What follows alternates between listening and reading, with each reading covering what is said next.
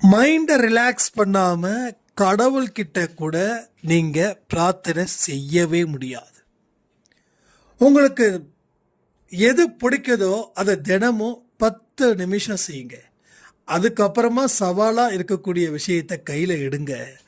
உங்கள் சவால்கள் அவ்வளவு எளிமையாக இருக்கும், அவ்வளவு எளிதாக இருக்கும். குடும்பத்தில் பிரச்சனைகள் இருக்குதுன்னு சொல்லி ஃபீல் பண்ணவே வேண்டாம். இது எல்லாமே கர்ம வினைகளின் அடிப்படையிலே நடக்குது. ஒரு பிரச்சனைக்கு பின்னாடியும் கடவுள் ஒரு பெரிய அதை தீர்ப்பதற்கு உண்டான ஒரு முக்கியமான மந்திரத்தையும் வச்சிருக்காரு. அதனால் பிரச்சனைகளை பார்த்து பயந்துட்டோம் அப்படின்னா ரொம்ப கஷ்டம். அடுத்தது, வியாபாரம் சரியில்லை, வியாபாரம் பெரிய அளவில் போகலன்னு சொல்கிறவங்களுக்கு ஒரே ஒரு விஷயங்கள் தான்.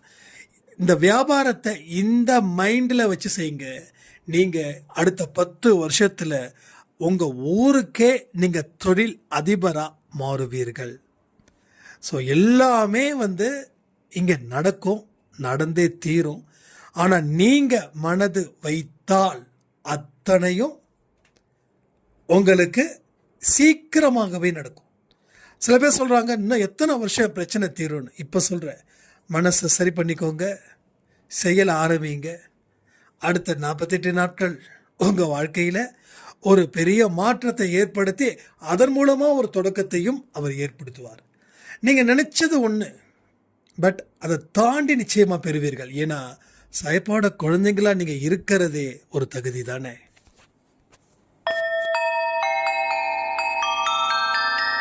ஓம் சாயிரா சாயிரா, ஓம் சாயிரா சாயிரா, ஓம் சாயிரா சாயிரா, அன்பே சாயிரா, பேரன்பே சாயிரா, அகிலம் தளிக்க ஆத்மா விழிக்க அனுதினம் சாயிரா, எங்கள் அன்பே சாயிரா.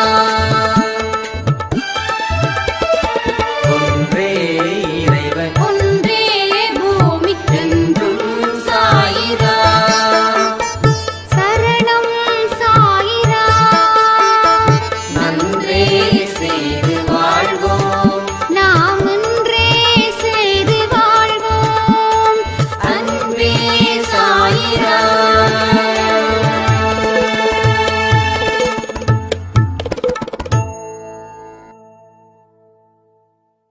சாய்ராம். என் உயிரின் உயிரானவர்களே, வாழ்க்கை எவ்வளவு பெரிய ஒரு பாடத்தை கற்றுக் கொடுக்குது. அனுபவக்காரர்கள் மட்டும்தான் ஜெயிக்க முடியும் அப்படின்னு இன்னைக்கு காலையில் கொடுத்த ஒரு பதிவில் நான் தெரிஞ்சுக்கிட்டேன். எங்கடா நம்ம பிரச்சனை அப்படியே இருக்குதேன்னு நினைக்கும் போது அந்த 30 நிமிஷ பதிவு எங்கெங்கெல்லாம் பிரச்சனை இருக்குது, இங்கே இருந்து சரி பண்ணு அப்படின்னு சாயப்பா எனக்கு முன்னாடி உக்காந்து ஒரு கிளாஸ் எடுத்தது போல இருந்துச்சு. இன்னைக்கு மதியம் கொடுத்த 12 மணி பதிவு அப்படின்னு ஒரு சாய்ராம். வாழ்க்கையில் எது வந்தாலும் ஏற்றுக்கொள்ளணும் அப்படின்ற ஒரு பக்குவத்தை எனக்கு அமைச்சு கொடுத்துருக்குதுங்க. இந்த பக்குவம் நிச்சயமா என் வாழ்க்கையை உயர்த்துன்ற நம்பிக்கையோட நான் வாழ ஆரம்பிக்க போறேன்னு இன்னொரு சாய்ராம். ஸோ இன்னைக்கு காலையில் கொடுத்த ஒரு பதிவு தடபுடலான விருந்து அப்படின்னு இன்னொரு சாய்ராமும் சொல்லியிருந்தாங்க. நம்ம கொடுக்குற பதிவு எல்லாமே தடபுடலான விருந்து தான். எதுவுமே ரசம் சாப்பாடு மட்டும் போட்டு அனுப்பலை, வெறும் தயிர் மட்டும் போட்டு அனுப்பலை. சாப்பாடுன்னா என்ன இருக்கணும்? குழம்பு இருக்கணும், நான் வெஜிடேரியனாக கறி இருக்கணும், கறியில் 3 வகை இருக்கணும், வெஜிடேரியனாக 4-5 காய்கறிகள் இருக்கணும், எல்லாமே இருக்கணும். அப்படி தான் நம்ம எல்லா பதிவுகளும் நம்ம இங்கே கொடுக்குறோம். ஆனால் மனசுக்குள்ள ஒரு நம்பிக்கையை வச்சு நீங்கள் கேட்க ஆரம்பிச்சிங்கன்னா எல்லாமே தடப்புடலான விருந்து தான், அதில் மாற்றமே இல்லை. இப்போ வாழ்க்கையை நம்ம லேசாக எடுத்துக்கிறோமா, இல்லை வாழ்க்கையை கடினமாக எடுத்துக்கிறோமா? இதை பொறுத்து தான் வாழ்க்கை நமக்கு வழி கொடுக்கும். இப்போ வாழ்க்கை கடினம் அப்படின்றத நீங்கள் நினச்சிட்டிங்கன்னா அதில் இருந்து மீள முடியாது. வாழ்க்கை லேசாக தான் இருக்குது அப்படின்னு ஒரு சுய அறிவு வந்துருச்சுன்னா ஈஸியாக உங்களுக்கு கிடைச்சிடும். அதாவது எந்த மனுஷனும் கடினமாக ஒர்க் பண்ணுறவனை பார்த்தா ஜெயிக்க மாட்டான். நல்லா யோசிச்சு பாருங்களேன். நான் கஷ்டப்பட்டு உழைக்கிறேன்னு சொல்லக்கூடிய மனுஷன் இந்த உலகத்திலே 80% மக்கள் அவங்க எல்லாரும் ஒரு ஸ்டேஜுக்குள்ளே தான் இருப்பாங்க. அந்த 20% மக்கள் இருக்காங்கல்ல, அதை உழைக்கும் வர்க்கத்தில் சொல்கிறேன், உழைக்காத வர்க்கத்துக்கு நான் பெர்சன்டேஜுக்கு போல. அந்த 20% என்ன பண்ணுவாங்க, அதை கடினமாக நினைக்க மாட்டாங்க, அதை உழைப்பாகவும் நினைக்க மாட்டாங்க, தனக்கு ஒரு சவாலாக நினைப்பாங்க. ஏதோ ஒரு மூவியில் சூர்யா சொல்லக்கூடிய டைலாக் தான், கஷ்டப்பட்டு உழைக்கணும் அப்படின்னு நினைக்காத, இஷ்டப்பட்டு உழைக்கணும்னு நினை. அப்போ இஷ்டப்பட்டு நினைச்சி உழைச்சா படுற கஷ்டம் கூட தெரியாது. ஆனால் கஷ்டப்பட்டு நான் உழைக்கிறேன் அப்படின்னு நினைச்சா ஒரு நொடிப்பொழுதும் உனக்கு கஷ்டமாகவே இருக்கும். அப்போது வேண்டாத ஒரு வேலையை நீ செய்கிற, அதனால உனக்கு எந்த லாபமும் இல்லை. ஆனால் இஷ்டப்பட்டு செஞ்சு பாரு, 10 மணி நேரம் நீ வேலை செஞ்சா கூட இவ்வளோ நேரம் ஆயிடுச்சு வேலையில் மூழ்கிட்டேன்னு சொல்லுவோம். ஆனால் இப்போ 3 மணி நேரம் வேலை செஞ்சால் கூட நேரத்தை பார்க்குறோம், 3 மணி நேரம் தானே ஆச்சு, நான் எவ்வளவோ நேரம் வேலை பார்த்துட்டு இருக்கேன் அப்படின்னு. ஸோ இஷ்டத்துக்கும் கஷ்டத்துக்கும் இருக்கக்கூடிய வித்தியாசம்தான் 80%, 20%. இஷ்டப்பட்டு உழைச்சவன் 20%, அவன் தலைவனாக நின்னான். கஷ்டப்பட்டு உழைக்கணும்னு நினைக்கிறவன் தொழிலாளியாகவே நின்றுட்டான். இவ்வளோதான். அதாவது நாம் தூங்கும்போது கூட பணம் வரணும்னு சொல்லுவாங்க. நம்ம தூங்கும்போது கூட சம்பாதிச்சுக்கிட்டே இருக்கணுமா? அது யாரால் முடியும் தெரியுமா? ஒரு பெரிய ஃபேக்ட்ரியை வச்சு ஒரு 100 பேர் ஒர்க் பண்ணுறாங்க அப்படின்னா அந்த 100 பேர் ஷிஃப்ட்டு பேஸில் ஒர்க் பண்ணும்போது முதலாளி தூங்குவார், வேலை பாட்டுக்கும் நடக்கும். இப்போ 100 பேர் வேலை செய்யலை, ஒருத்தன் தான் வேலை செய்யணும்னா நான் தூங்கும்போது சம்பாதிக்க முடியாது, விழித்திருக்கும் போது தான் சம்பாதிக்கவே முடியும். அதான் தூங்கும்போது கூட சம்பாதிச்சுக்கிட்டே இருக்கணும்னு சொல்கிறது. அப்போ ஒரு நிறுவனத்தை நீ கொடுக்கணுன்னா ஹார்ட் ஒர்க் பண்ணணும். ஹார்ட் ஒர்க் பண்ணால் போதுமா? அறிவுபூர்வமான வேலையும் செய்யணும், ஃபிசிக்கலாகவும் நீ தயாராகணும், மென்டலாகவும் ஒர்க் பண்ணணும், மைண்ட் அளவுலேயும் ஒர்க் பண்ணணும். மென்டல்னா அந்த மென்டல் கிடையாது. ஆனால் ப்ரெஷரை ஏற்றிக்கக்கூடாது. ப்ரெஷர் ஏற்றிக்கிட்டா எல்லாமே நாசமாக போயிடும். ஸோ ப்ரெஷர் இல்லாமல் ஜாலியாக ஆடி பாடி உன்னோட தொழிலை செஞ்சுப்பார். தொழிலில் இருக்கக்கூடிய நேர்மையை கடைபிடிச்சுப்பார். தொழிலை தர்மத்தோடு நடத்து. தொழிலுடைய எத்திக்ஸை என்றைக்குமே ஃபாலோ பண்ணு. லாபம் வைக்காம தொழில் செய்யாத. நஷ்டத்துக்கு தொழில் செய்கிறது தர்மத்தை மீறுற. அப்படி நஷ்டத்துக்கு தொழில் செய்யணும்னா அதை சர்வீஸாக பண்ணிட்டு போயிடு. ஆனால் இதெல்லாம் தொழில் எத்திக்ஸு. அப்போது உன்னோட லைஃப்பில் ஒரு நம்பிக்கை உனக்கு இருக்குது, நீ வாழ்ந்துட முடியும். உன்னோட பேச்சை கேட்பதற்கு பல வாடிக்கையாளர்கள் இருக்கிறாங்க, நம்புகிறாங்க. அதை நீ உருவாக்கியிருக்க, அதை காப்பாற்று. உருவாக்குனா போதுமா? காப்பாற்றணும்ல. உருவாக்குறது பெரிய விஷயம் அப்படின்னா அதை விட பெருசு காப்பாற்றுறது. ஸோ இதே போல தான் வாழ்க்கையில் வாழக்கூடிய வாழ்வும். அப்போது தொழில் நடத்துவதற்கு ஒரு நேர்மையான குணம், 2வது ஆர்வத்தோடு செய்யக்கூடிய விதம், இதையும் நீ வாழ்க்கையில் போட்டுட்ட அப்படின்னா நீ தொழிலில் எவ்வளோ பெரிய சக்கரவர்த்தியாக இருக்கியோ அதே போல் வாழ்க்கையிலையும் நீ சக்கரவர்த்தியாக இருப்ப. சில பேர் பார்த்தீங்கன்னா பிஸ்னஸில் சக்ஸஸ்ஃபுல்லாக இருப்பாங்க, ஆனால் பர்சனல் லைஃப்பில் ஃபெயிலியராக இருப்பாங்க. ஸோ அதை பேலன்ஸ் பண்ண முடியாது. ஸோ ரெண்டுத்துலேயும் பேலன்ஸ் பண்ண முடியாமா? S, absolutely. பிஸ்னஸில் என்ன டெக்னிக்ஸோ அதுதான் வாழ்க்கையிலையும். வாழ்க்கையில் விட்டு கொடுத்து போ, ஆனால் பிஸ்னஸில் விட்டு கொடுக்குற இடத்துல விட்டு கொடு, ஆனால் வாழ்க்கையில் விட்டு கொடுத்து போ. வீட்டில் தோத்துடு, தப்பே கிடையாது, நீ ஜெயிப்ப வெளியில்.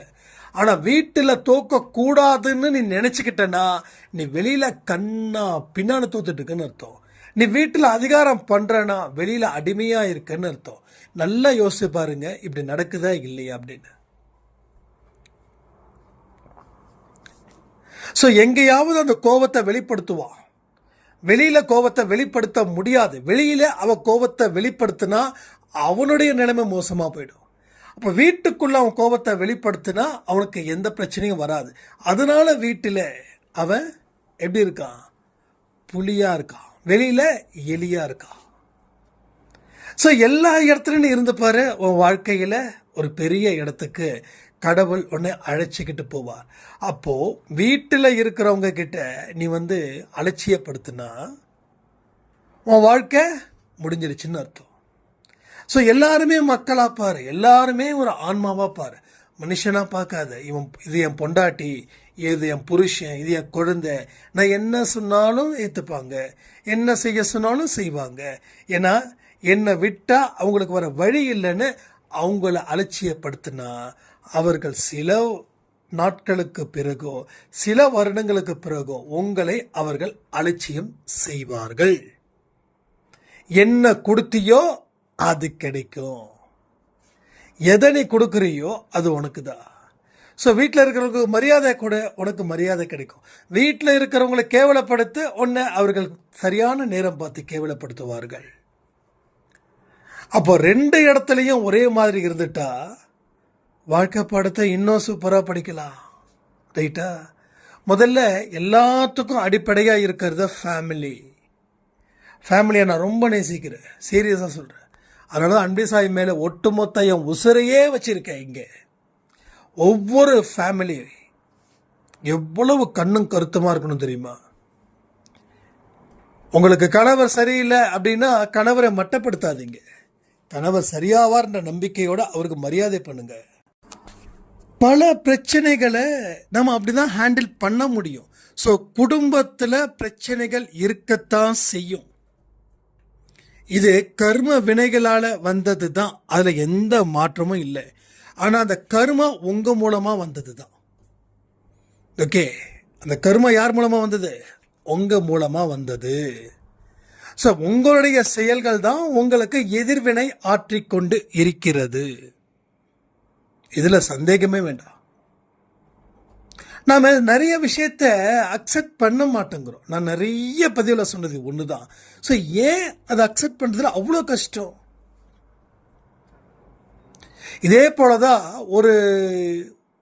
இந்த வருஷம் ஸ்டார்டிங் நினைக்கிறேன், ஒரு சாய்ராமுடைய கண்ணீர் நிறைய ஆடியோ கொடுத்துட்டே இருந்தாங்க. சரி, இது என்ன தான் கேட்கலாம் அப்படின்னு சொல்லி கேட்கும்போது நிறைய ஒரு 10-15 ஆடியோ, எல்லாம் 2 நிமிஷம் 3 நிமிஷம்.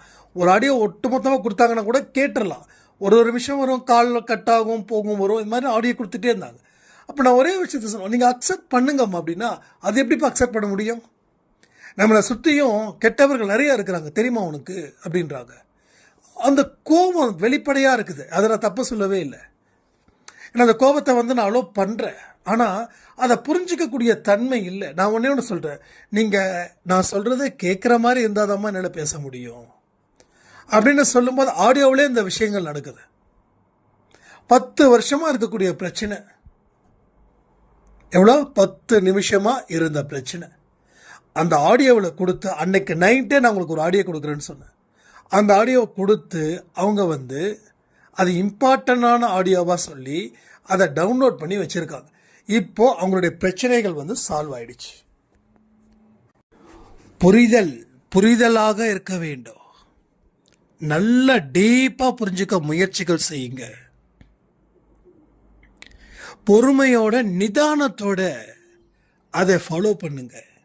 ஸோ எமோஷ்னலில் நம்ம மூளை நிஜமாக சொல்கிற ஆரோக்கியம் இல்லாமல் இருக்கு. உடம்பு ஆரோக்கியம் இல்லைன்னா என்ன நடக்கும்? நோய் வரும். மனசு ஆரோக்கியம் இல்லைன்னா என்ன நடக்கும்? துன்பம் வரும். மூளை ஆரோக்கியமாக இல்லைன்னா என்ன நடக்கும்? சரியான வழிகாட்டுதல் தெரியாமல் திகைச்சு போய் நிற்கும். அப்போது எல்லாமே இங்கே டோட்டலி லாக் ஆகுது. எல்லாமே, எவ்ரிதிங். அப்போ நீங்கள் இதுலேருந்து என்ன கற்றுக்க போகிறீங்கன்றது முக்கியம் தானே. காலையில் என்ன பதிவு கொடுத்துருந்தோம் 12 மணிக்கு. ஸோ துன்பம் இருக்குது, துன்பத்துக்கு பின்னாடி இருக்கக்கூடிய பாடம் இருக்குது. 2ல் ஏதோ அதுதான் வாழ்க்கையில் ஜெயிக்கிறாங்க. அந்த 20% இப்போ சொன்னால இந்த பதிவில் அவங்க சொன்னது அந்த அனுபவ பாடம் நல்லா படிச்சாங்க, சிக்கல்களை இருந்து தப்பிச்சாங்க, சிக்கல்களுக்குள்ள அவங்க விடல. இது இந்த இடத்துல வலை இருக்குதுன்னு கடவுள் காண்பிச்சார். ஏன் தெரியுமா? நீங்க அந்த பாடத்தை படிச்சதால தானே. இப்போ ஒரு கணக்கு வாத்தியார் பாடம் சொல்லி கொடுத்துட்டு இருக்காரு. உங்களுக்கு ஓரளவுக்கு புரியறதால தான் அது அண்டர்ஸ்டாண்ட் பண்ண முடியுது. புரியாத ஒரு பாடத்தை அவர் சொல்லி கொடுத்தாருன்னா உங்களால் அண்டர்ஸ்டாண்ட் பண்ண முடியுமா? இப்போ கடவுள் கொடுத்த பாடத்தை படிக்கலைன்னா வாழ்க்கையில் எதையுமே சாதிக்க முடியாது. இப்போ கடவுள் என்ன பாடத்தை கற்றுக் கொடுக்குறாரு? அது இங்கே முக்கியம். அந்த வாழ்க்கையில் ஓட விடுறாரு. வாழ்க்கையில் ஓட விடுறாரு. ஓடும்போது கீழே விடவும் சொல்கிறாரு, விழுந்த உடனே எழுந்திருக்கவும் சொல்கிறாரு. அப்போ மறுபடியும் ஓட சொல்கிறாரு. அப்போ ஓடும்போது ஏன் விழுந்தோன்னு சொல்லி ஒரு பாடத்தையும் நமக்குள்ளேயே ஒரு உணர்வை ஏற்படுத்துகிறார். அந்த உணர்வை படிக்க வைக்கிறார். திரும்பவும் நீ விழாமல் போ.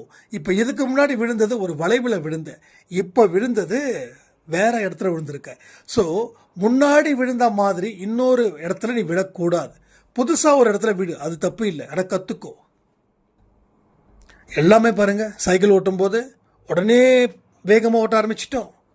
இப்போ கூட சைக்கிளில் கீழே விழுந்ததுக்கு உண்டான ஒரு தழும்பு என்னோட காலில் இருக்கு.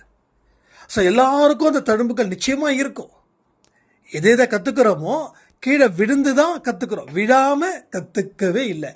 அந்த பாடத்தை படித்த நாம ஏன் அதை மறந்தோன்னு தெரியல. ஏன் மறந்தோன்னு தெரியல. மறந்ததால வந்த பிரச்சனையா? எஸ், மறந்ததால தான் உனக்கு மறுபடியும் பிரச்சனை வந்திருக்குது. நீ மறக்கலைன்னா டெஃபினட்டா இந்த பிரச்சனை உன் வாழ்க்கையில் வந்தே இருக்காது. நீ சந்தோஷமான மனுஷனா, நீ கெத்தாக வாழ்ந்துட்டு இருப்ப, தலை நிமிர்ந்து வாழ்ந்துக்கிட்டு இருப்ப.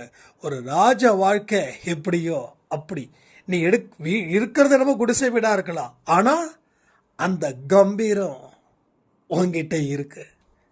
ஸோ மாளிகையில் இருக்கிறவன் கூட கம்பீரமாக நிற்கல, ஆனால் ஒரு குடிசையில் இருக்கிறவன் கம்பீரமாக நிற்கிறானா என்னமோ இவங்ககிட்ட இருக்குதுன்னா அதுதான் அவன் கற்றுக்கிட்டு இருக்கக்கூடிய பாடம். அவன் தேர்ச்சி எந்த அளவுக்கு அடைஞ்சிருக்கானோ அவன் வீழ்ச்சி அடைவதில்லை என்ற பாடமும் அங்கே இருக்கு.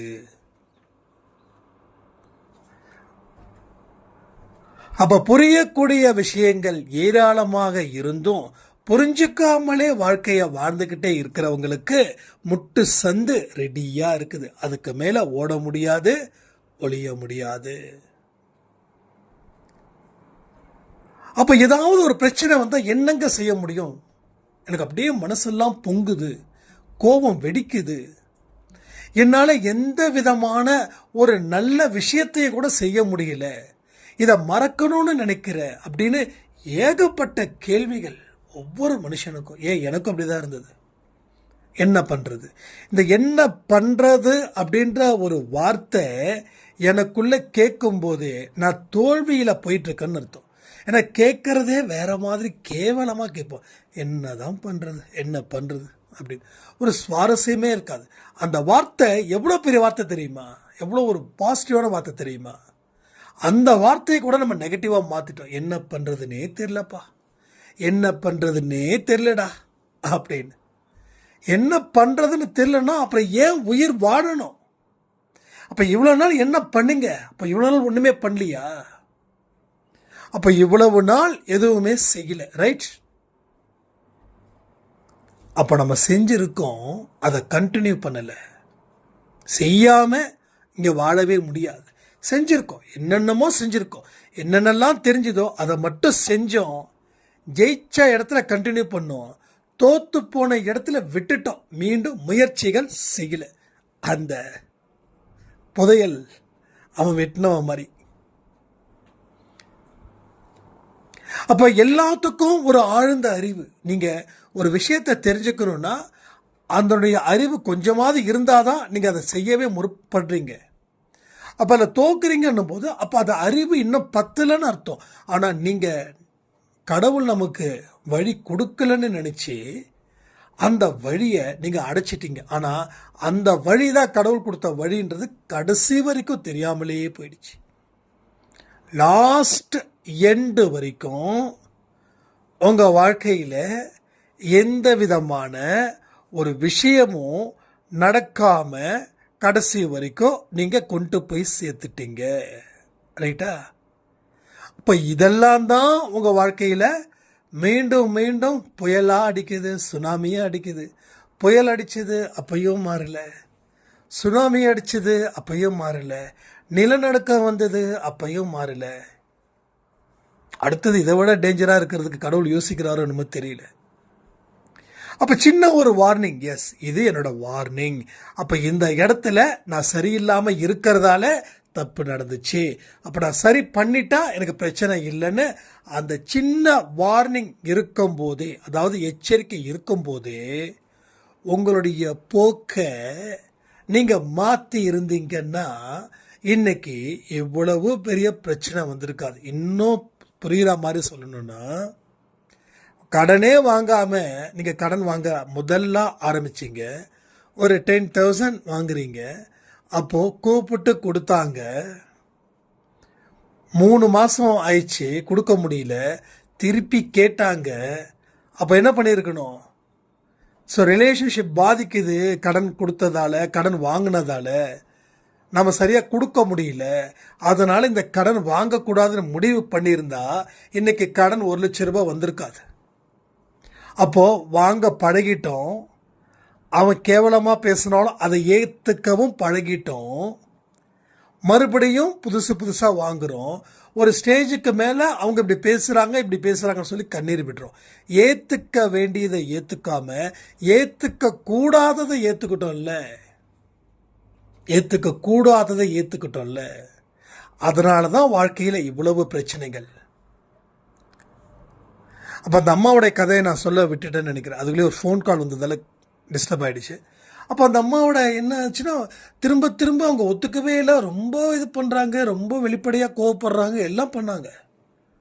நான் திரும்ப சொல்கிறேன், அம்மா நான் பேசுகிறத கொஞ்சம் நீங்கள் கேட்டிங்கன்னா நான் பேசுகிறேன், இல்லைன்னா நீங்கள் தொடர்ந்து பேசுங்க அப்படின்னு சொல்லி பேச விட்டும்போது இல்லை தம்பி சொல்லுங்கள், சாரி, யார் மேலேயும் இருக்கிற கோபத்தை உங்கள் மேலே காட்டிட்டேன் அப்படின்னாங்க. இல்லைம்மா கோவம்லாம் பட வேண்டாம், நீங்கள் கோவப்பட்டாலும் நான் பெருசாக அதை எடுத்துக்கல. அப்போ அந்த அம்மாட சொன்ன, பொறுமையாக நிதானமாக முதல்ல நடந்த விஷயத்துக்கு ஓகே பண்ணுங்கன்னு. அது எப்படி ஓகே பண்ண முடியும்? மறுபடியும் ஹார்ஸாக பேசுகிறாங்க, அந்த வலி இருக்குது, நான் இல்லைன்னு சொல்லவே இல்லை, ஒரு ஹெவி பெயின் ஜாஸ்தியாக இருக்குது. அப்போ நான் திரும்ப சொல்கிறேன், இல்லைம்மா இது மாதிரி முதல்ல ஏற்றுக்கோங்கன்னு சொல்கிறேன். ஏற்றுக்கிட்டு ஒரு 2 நாள் கழித்து நீங்கள் சேட் பண்ணுங்க, இல்லை ஆடியோ கொடுங்கன்னு சொல்கிறேன். அதே மாதிரி 2 நாள் கழிச்சு, தம்பி ஏற்றுக்கிட்டேன்ப்பா. அன்னைக்கு இருந்த அந்த ஆவேசம் அடுத்த 2 நாளில் அந்த ஆவேசம் இல்லை. அப்போ நீ ஏற்றுக்காத வரைக்கும் தான் பிரச்சனை, ஏற்றுக்கிட்டா பிரச்சனையே இல்லை. ஸோ வெற்றியோட முதல் படி ஏற்றுக்கோ. ஒரு அவமானம் வந்துதா, ஏற்றுக்கோ. ஒரு தோல்வி வந்துதா, ஏற்றுக்கோ. ஏற்றுக்கிறத தாண்டி வேற என்னையா வெற்றி? ஸோ ஏற்றுக்கோ, அக்செப்டன்ஸ். இப்போ என்ன செய்யணும் அப்படின்னு கேட்டாங்க. இப்போ என்னென்னலாம் சால்வ் பண்ண முடியும் ஒரு லிஸ்ட் எடுங்க. அப்போ அதுலேயே உங்களுக்கு சந்தேகம், இதெல்லாம் இருக்கே, இல்லை இன்னும் இருங்க. நான் ஆரம்பத்தில் இருந்து வரணும். அதாவது ஒரு இடத்துக்கு போகணும்னா உச்சியை பார்க்கக்கூடாது, கீழே பாரு.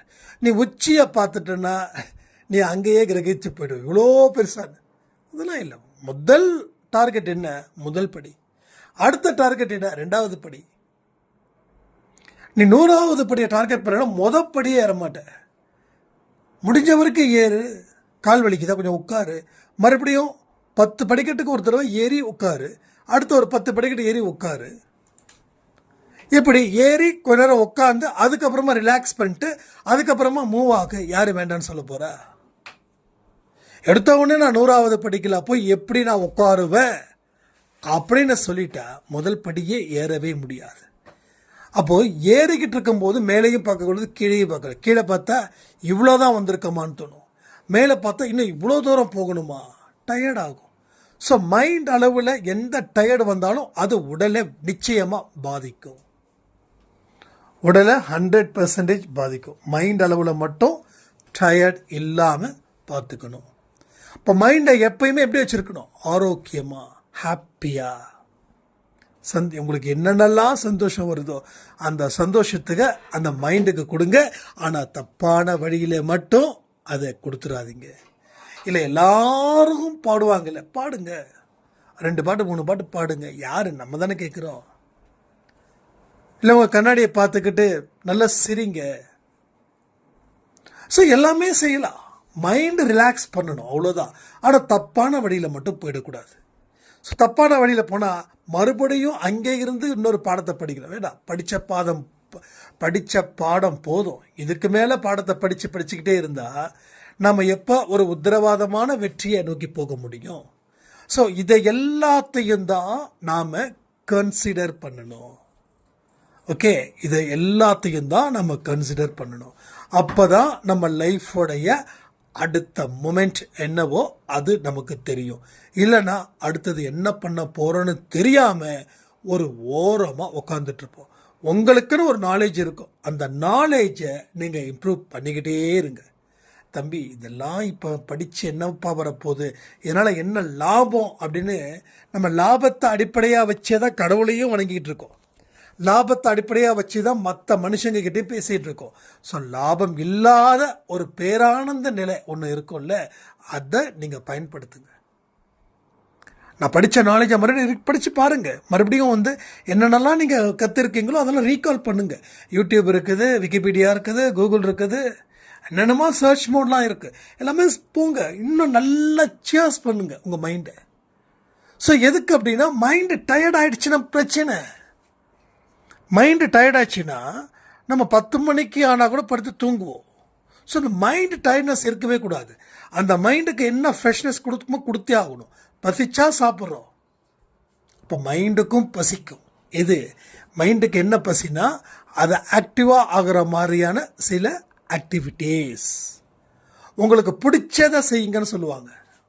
உங்களுக்கு பிடிச்சதை தினமும் 1/2 மணி நேரம் 1 மணி நேரம் செய்யுங்க. உங்களுக்கு தொழில் தான் பிடிக்குன்னா உண்மையிலே சொல்கிறேன், நீங்கள் எக்ஸலண்ட். ஒரு பெரிய ஒரு பிளெஸ்ஸிங் நீங்கள் பொறுத்த வரைக்கும் உங்களுக்கு கடவுள் கொடுத்துருக்காரு.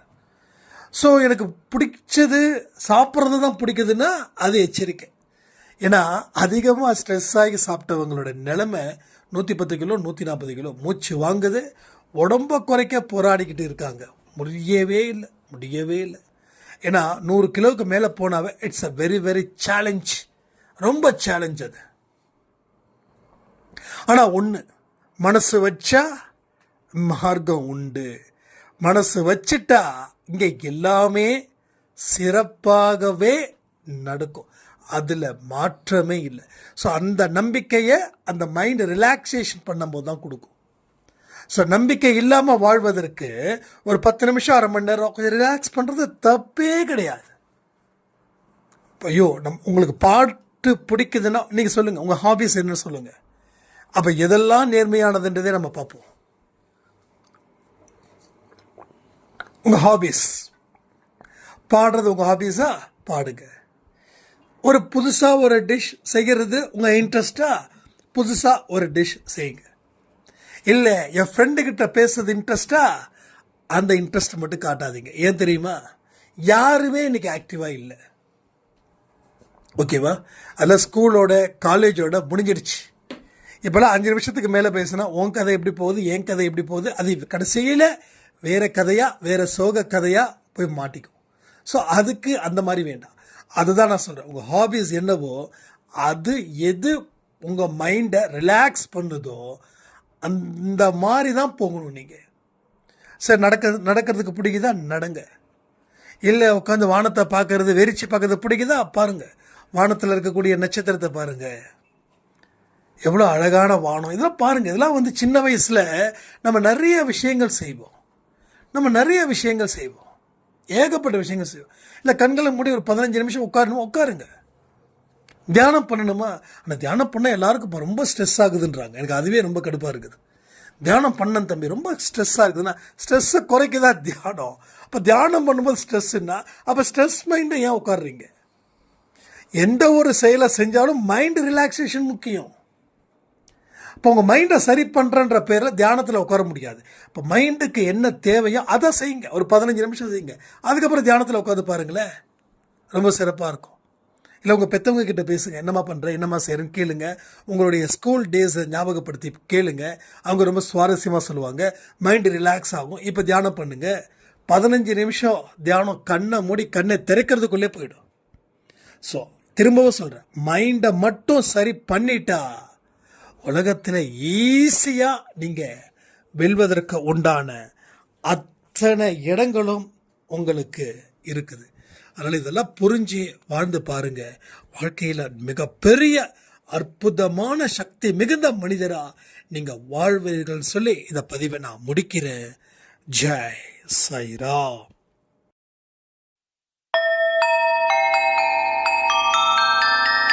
ஓம் சாயிரா.